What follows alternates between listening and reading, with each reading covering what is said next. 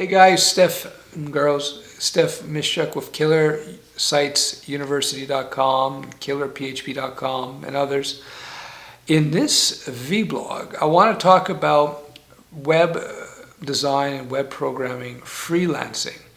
Something that, one thing about freelancing that you're going to encounter, and I just want you to be aware of it. Basically, when you first start off, it's probably slow. You're going to have to do a bunch of free gigs just to establish some connections and so on. But quickly, once you develop a bit of a portfolio, you got your programming chops, sharp, you'll start getting gigs. Now here's the thing. What you're going to find as a freelance web designer, web programmer, is that the gigs, the jobs will come in waves. There will be periods where you will get no jobs, and then there will be periods where you get all kinds of work, you don't know what to do with it.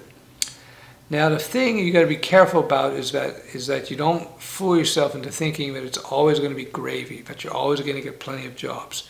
When the jobs come in, you take them, you do them, and you may have to work like a fool for a month, 2 months, 3 months, 5 months, 6 months, and do that. Because you may find the gigs will disappear for 2 or 3 months at a time. That's just the way it works. It tends to be, as a freelancer, a boom or bust cycle, especially in the first couple of years that you're in the game as a freelancer. It's just the way it is. It's the nature of the game. So, with that in mind, you always have to have a big pile of FU stash money that protects you against those downsides. FU money is basically just emergency money that you keep aside, and you should have, ultimately at least a year's worth of this cash for emergencies. What's an emergency? Emergency is not needing to go to Taco Bell, or you got an emergency new laptop you need to buy. No, the emergency is when you got to pay your rent, or you got to pay for your food.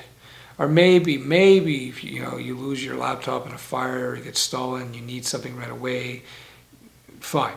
But not to buy furniture that you're hoping to get, or maybe go on a trip or a trade show. No.